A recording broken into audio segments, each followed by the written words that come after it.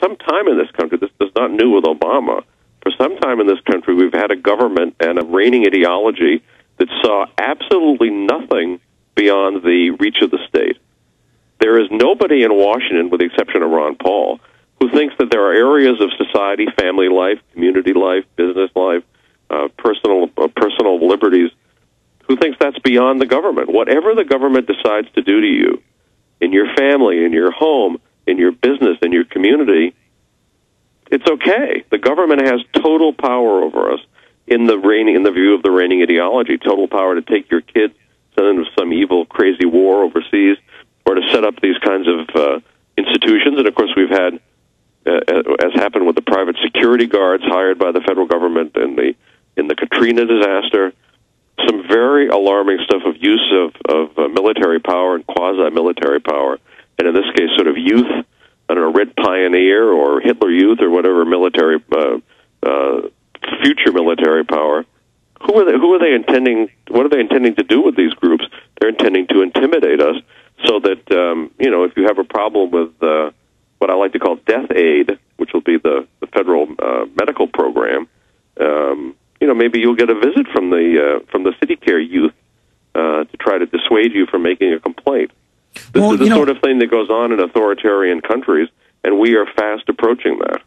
And while this goes on, the Supreme Court just on Tuesday ruled that in certain circumstances, of course it's always Orwellian, they say, we really didn't take away this right, it's only in certain cases, but they ruled 5-4, and again, it's a close vote. It's never 9-0 or 7-2, it's always 5-4. We were so close not taking away your civil liberties, but we decided to. They ruled that a lawyer no longer needs to be present in certain circumstances for police to interrogate you. Now, yes, have they been doing this, in the past, in some other cases where they'll lie to somebody, they'll entrap somebody, they'll, physically abuse somebody and interrogate them. Yes, but now the Supreme Court has ruled that they can interrogate you without a lawyer, and that will not be thrown out of court. What's your take on that? Well, what is the Supreme Court? It's 9 government lawyers who make decisions in favor of the government. I mean, that's what these, we're taught to think of these as some sort of ethereal guys up in a cloud. These are government bureaucrats intent on expanding government power and expanding the power of the Supreme Court, too, within the government. And, yeah, it's absolutely true. I mean, we have, after all, President Obama, building on what Bush has done, has said he wants the power in a formal way for the president, and then, of course, all the president's zillion employees, to take any person, American or foreign, put them in a prison camp, keep it secret that they're in a prison camp, and keep them there indefinitely and have the ability to interrogate them with torture, of course, on his own say-so. So they're undoing, 1,000 years of development of civil liberties, and we're watching the establishment of the totalitarian state. And again, this didn't begin with Obama. I mean, really, Franklin Roosevelt was our first fascist president. So this has been going on for some time.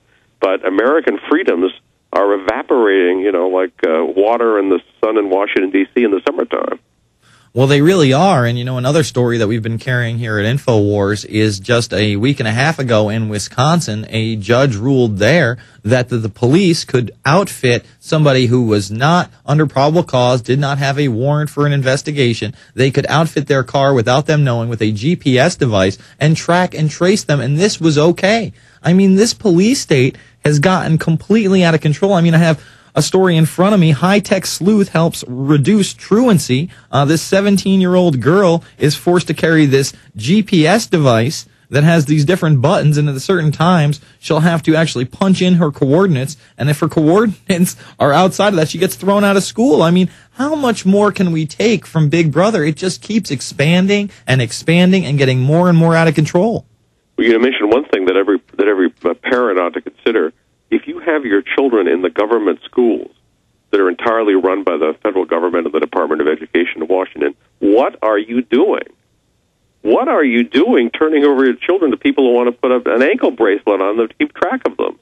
Mm-hmm. I mean, where they're totally indoctrinated every day in the glories of government, the glories of government power, and why the government should be able to do anything it wants to them and to you, and why if you have your own views on religion or some other subject the government doesn't like, well, the heck with you, and the kids should be responsive to the government. The public schools exist to take children, in effect, away from their parents away from their community, make them little robots for D.C. So parents, if you've got your kids in the government schools, please rethink it. I want to get your take on this former soldier, Ralph Peters. He's been on USA Today, contributed to Fox News, writes for the New York Post. And he's a monster. Yeah. In his latest column, he starts talking about really something that's kind of already happening, but not, outward practice. He talks about blackouts, media censorship, which is already happening in this country. But then he says, ultimately, military attacks on partisan media, saying they literally need to kill the media in order to, further the war effort and save us from the terrorists. Now, this has already happened on several levels over in the Middle East, but it seems like he's talking about this happening in this country. And of course, our news is already blacked out and censored. Anybody with half a brain that's paying attention to what's going on knows this.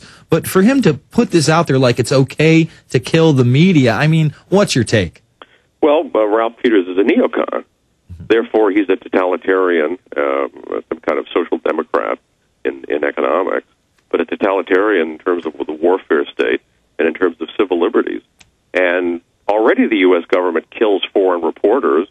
I mean, when Bush started his aggression, both against Afghanistan and against Iraq, they bombed Al Jazeera stations. That's right. They bombed the media that was telling the truth.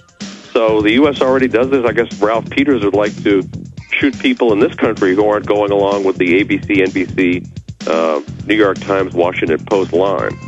All right, we'll come back. Final segment with Lou Rockwell after this. It's the Alex Jones Show. I'm Jason Burmis, PrisonPlanet.tv and the InfoWarrior.com.